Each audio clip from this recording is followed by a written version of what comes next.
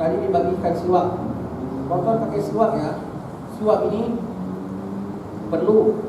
Nabi mengatakan kalau tak menjadi payah bagi umat aku nak wajibkan pakai siwak pada setiap sembahyang. Tengah hadis Nabi mengatakan kalau tak menjadi berat bagi umat aku nak wajibkan dia pada setiap wudu. Kenapa? Bukan hanya untuk nak dipaksakan siwak usahakan kita, tidak. Pasal besarnya fadilatnya siwak ini.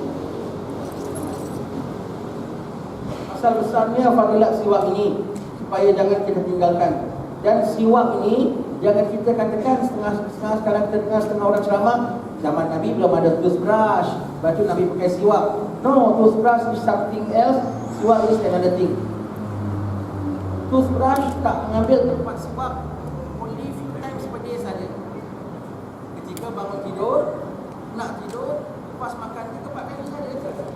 Sedangkan siwak pakainya bukan 3-4 kali satu hari, tapi siwak ini dipakai berkali-kali satu hari. Sehingga kalau dalam kitab ditaruhkan siwak ini dipakai pada setiap ketika. Sampai begitu siwak. Ulama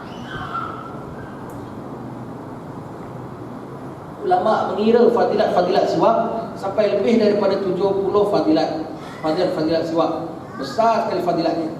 Di antaranya yang Habib Salim Syatiri suka sebutkan ialah apa? Siwak ini is totally the opposite of rokok. Rokok satu hari berbatang-batang, siwak berhari-hari satu batang. Siwak murah, rokok mahal. Siwak menambah kesihatan, siwak buat mata terang, siwak menguatkan tulang belakang, siwak membuat kita look younger, awet nom bahasa Jawanya. Nampak look young. Tak adalah dia pakai siwak pun nampak tua juga. Tak pakai siwak lagi dia bukan nampak tua. Dia pakai siwak untuk nampak muda. Siwak menguatkan tulang belakang. Siwak menguatkan bagi lelaki. Siwak mengingatkan kita untuk syahadat pada akhir hayat.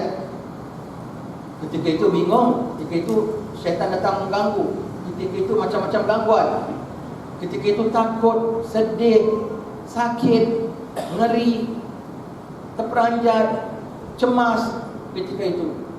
Dan siwak buat kita tenang sampai kita ingatkan syahadat. Siwak memudahkan roh keluar daripada jasad, sehingga kalau disiwakkan rohnya mudah keluar daripada jasad seperti air mengalir daripada bejana. Lepas itu kalau orang dalam sakaratul maut, orang dalam nazak, ambilkan siwak, disiwakkan dia. Siwak mengharumkan bau mulut. Rokok membusukkan bau mulut. Siwak bawa kesihatan, rokok bawa kepada kemudaratan. Siwak buat reda Allah Subhanahu Wa Taala. Rokok makruh. Makruh tu makna apa perkataan makruh? Dibenci. Dibenci oleh siapa tu? Isteri, kan? Dibenci oleh siapa? Majikan. Bukan, dibenci oleh Allah. Allah yang punya hukum. Jadi siwak ini is totally the opposite of rokok. Jadi amalkan siwak, tuan-tuan sekalian. Bila nak siwak? Setiap ketika. Bangun tidur saja, alhamdulillahilladzi ahyana ba'da ma amatana wa ilaihi nusyur, habis siwak. Kemudian nak ambil wuduk, siwak. Nak sembahyang malam, siwak. Baru lepas siwak tadi kan, siwak lagi. Nak keluar rumah, siwak. Masuk masjid, siwak. Nak sembahyang tahajud masjid, siwak. Bang subuh, sembahyang qabliyah subuh, siwak. Sembahyang fardu subuh, siwak. Lepas itu nak buka kitab, kalau lepas subuh ada kuliah ke apa, buka kitab, siwak. Lepas tu nak duduk tadarus, nak baca Quran, siwak. Lepas tu nak baca hadis, siwak. Lepas tu lepas makan, siwak. Balik rumah nak tidur, siwak. Bangun tidur, siwak. Nak bersama dengan isteri, siwak. Macam-macam tempat. Jadi toothbrush tak mengambil tempat siwak, kecuali senantiasa ada toothbrush dalam poket kita. Masuk masjid, toothbrush. Keluar masjid, toothbrush. Nak makan, toothbrush. Nak sembahyang, toothbrush. Barulah toothbrush ambil tempat siwak. Kalau tidak, toothbrush tak ambil tempat siwak, kecuali untuk beberapa ketika saja. Jadi siwak dipakai pada setiap ketika, kata ulama. Di antara makruhnya siwak, senantiasa tak ada kerja pula, melampau pula hari ni. Senantiasa dikemamnya siwak. Kemam siwak. Makruh. Kenapa? Dikemamnya selalu, airnya tu apabila kita telan boleh membuat sakit sopak. Begitu pula. Pakai sudah, pakai siwak. Makruh. Dan tidak sunat siwak bagi orang yang gusi berdarah. Orang yang gusi senang darah, kena tak sikit aja berdarah. kena sentuh sikit aja berdarah, maka tak sunat untuk dia pakai siwak. Susah nak sembahyang, kena komor, kena apa semua, maka tak siwak. Begitu. Selain daripada itu, disunatkan dipakai siwak. Siwak. Siwak yang afdal pakai kayu arak ataupun pelepah tamar ataupun batang pohon zaitun. Siwak daripada kayu arak ni pulaknya kita ambil bukan daripada ranting dahannya, akarnya. Ini akarnya lembut, akarnya. Hadramaut banyak tumbuk pokok siwak. Ada kadang orang tanya, kau banyak tumbuk pokok siwak? Tak ada.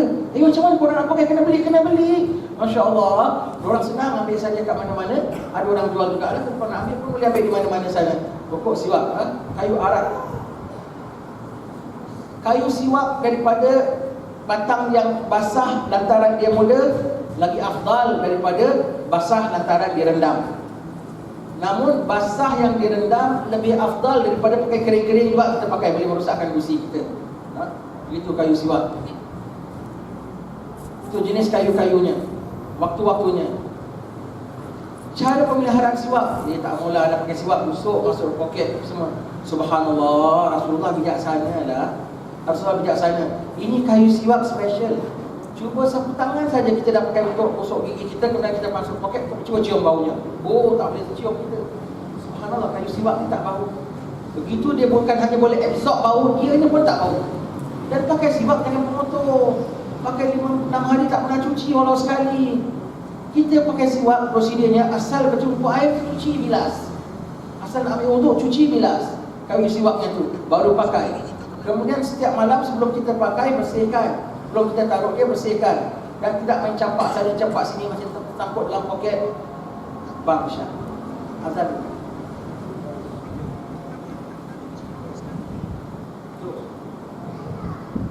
Belum azan ni. Apa bunyi tu? Waktu Kelantan. Apa tadi kita tengah cakap? Sampai mana? Siwak. Jadi setiap malam sebelum kita tidur, bilas, bersihkan itu siwak. Dan letakkan dia, ada stand dia, ada siwak stand. Siwak stand tu any small glass kita taruh kecil, dirikan dia. Jadi bukan kita baringkan dia, letakkan dia, sangkutkan dia, dirikan dia. Pembersihan. Besok nak pakai, jangan pakai. Jadi siwak pun ada maintenance dia, ada jenis-jenis dia. Dan sunat pakai siwak, cara pegangnya dia tidak terlampau panjang dan dia tidak pula pendek, lebih kurang sebegini. Panjang sikit pun tak apa. Cara pegangnya begini. Jadi ibu jari dan jari kelingking ke bawah, 3 jari yang di tengah tu di atasnya. Dan pegangnya begini, siwak. Dan cara pusingnya ialah bentuk 8 terbalik. Bermula daripada atas kanan, tengah, turun, bawah, naik atas balik. 3 kali. 3 kali siwak. Itu sunnahnya, siwak. Siwak. Disunatkan pakai siwak pada setiap ketika. Sunatnya begitu. Pakai kayu-kayunya kita sudah sebut tadi. Kalau dalam bulan puasa, tidak disunatkan siwak selepas zuhur. Kalau kita puasa, baik puasa sunat sekalipun, kalau yang jumhur ulama mengatakan selepas zuhur sudah makruh kita siwak. Kenapa? Menghilangkan bau mulut. Tetapi setengah ulama berpendapat kadang-kala sebelum zuhur dah makruh, kadang-kala lepas zuhur pun tak makruh. Kalau apa yang diperpegangi oleh ulama-ulama Hadramaut, mengikut kaul daripada Imam Nawawi, bahawasanya sampai lepas asar pun pakai siwak tak ada masalah. Kenapa? Fadilatnya sangat besar, tapi dia tak totally hilangkan bau mulut puasa tu. Tak seperti toothbrush. Jadi sembahyang asar pun siwak tak ada masalah bagi orang puasa, kalau ikut pendapat Imam Nawawi. Cuma sikit saja dipakainya, syaratnya. Bagi orang yang puasa, kadang-kadang sebelum zuhur sudah makruh. Kenapa? Kerana menghilangkan bau mulut. Bau mulut tu terbit daripada apa? Terbit antara perut kita kosong, hawa tu naik, maka bau mulut. Baik itu dibersihkan dengan siwak. Bersihkan dengan siwak. Kalau sebelum zuhur bau mulut, itu bukan lantaran puasa. Itu lantaran makanan saki-baki dari sahur. Wak makanan sudah naik, waktu mulut sudah bau. Sahur makan bukan-bukan. Makan sambal belacan, makan cincaluk, makan tempoyak, makan budu. Semua bukan-bukan dia makan. Semua itu makruh sebetulnya ya. Hukumnya gitu. Hukum-hukum ini semua kita tak jumpa dan kecuali dalam kitab-kitab Jawi. Kita kita Arab tak ada mention tentang makanan-makanan yang begini semua. Kita Jawi ulama kita ada sebut maka ini semua kita sahur makan bukan. Pukul 10 mulut bau, siwak tak ada masalah, mesti pagi ataupun kita makan biasa. Tapi kalau kadang-kala lepas pukul 3 pun pukul 2, pukul 3 lepas zuhur pun bau mulutnya semacam. Tapi bau mulutnya itu lantaran apa? Bau mulut itu bukan lantaran puasa. Pasal sahur makan bukan tadi kesannya sampai pukul 2, pukul 3. Maka pukul 2, pukul 3 kau siwak tak ada masalah. Sebab yang kita hilangkan tu bukan bau mulut puasa, kita hilangkan tu bau mulut kesan makanan. Ataupun kita tidur lepas zuhur, tidur bangun, ya Allah bau mulut tak tentu arah umpamanya. Yang kita hilangkan tu bukan bau mulut puasa, kita hilangkan tu bau mulut kesan daripada tidur. Maka lepas zuhur pun tak ada makruh. Yang ada orang pula sekarang baru datang ada bang siwak. Yang ada orang pula dia sahur tak makan apa-apa. Dia sahur pukul 2 pagi dia sahur.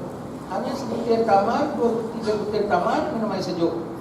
Maka pukul 10 pagi mulut dia tu dah bau mulut, bukan kesan makan. Kesan makan dah lama dah hilang. Dah bau mulut puasa.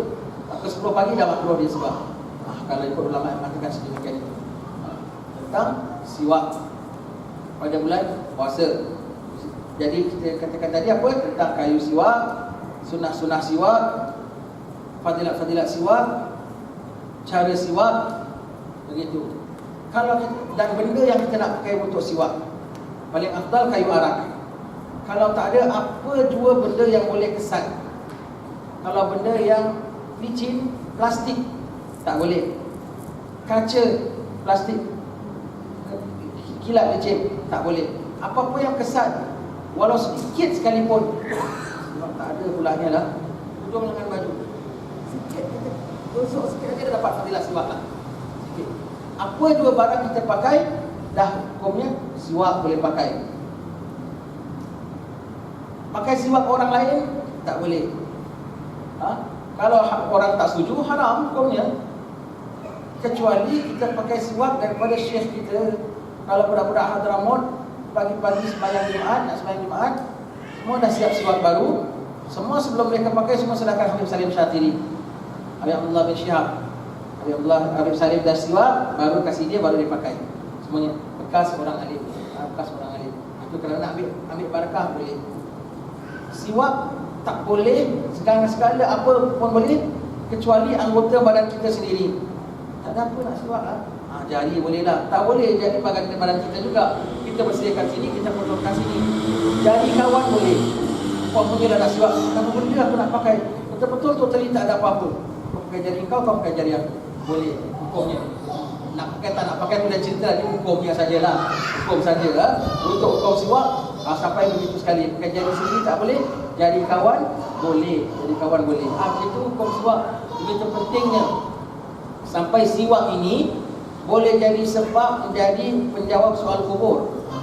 Ini cerita masyhur kalau Habib kalau kita baca kitab Bidayatul Hidayah, mesti dia bawakan cerita ini. Habib Kazim selalu ulang-ulang ini. Ada 2 orang sahabat yang jawab soal kubur, man rabbuka wa man nabiyuka. Bukan lisan kita ya, amal kita dan iman kita yang jawab. Maka apa jua bentuk amal kita yang terbit daripada iman kita, dia itulah yang akan menjawab. Walau macam mana gaya caranya sekalipun.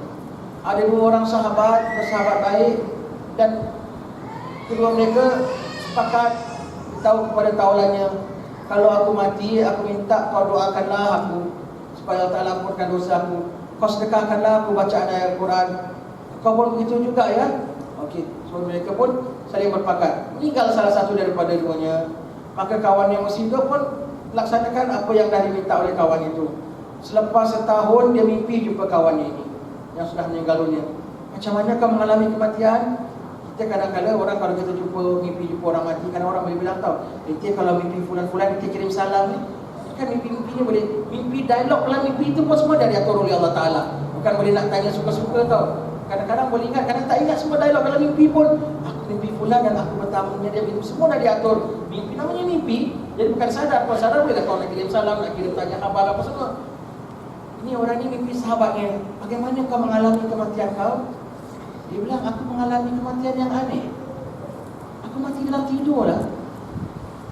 Kalau kita nampak mayat, orang meninggal dunia, semua mata terbuka. Walau di dalam koma 3 bulan sekalipun, ketika sakaratul maut mata buka, dia nampak malaikat cabut rohnya, dia nampak rohnya keluar. Rohnya dah keluar, dah jam lah, dia tak boleh nak tutup balik, dah tak ada roh, dah tak hidup lagi. Ketika rohnya keluar, dia nampak. Jadi bukan terbuka, matanya rindu anak dia ke, kemudian nak makan lembuk ke apa ke, tak ada. Semuanya itu memang mati, mata terbuka semua orang. Kalau kita nampak mayat, mata terkejam, itu maknanya mati meninggal dunia. Kalau kita meninggal, tak ada, kejam mata, itu kiranya mati dalam tidur. Jadi kalau orang aksiden ke apa, kita tengok mayat terkejam. Oh, dia tertidur baru aksiden. Bukan aksiden baru dia meninggal. Dia tertidur, baru aksiden, baru meninggal. Dah meninggal baru aksiden. Begitu dia punya. Jadi bilang aku ni mati dalam tidur. Jadi aku tak mengalami yang nama sakaratul maut. Aku tak jumpa yang nama Israel.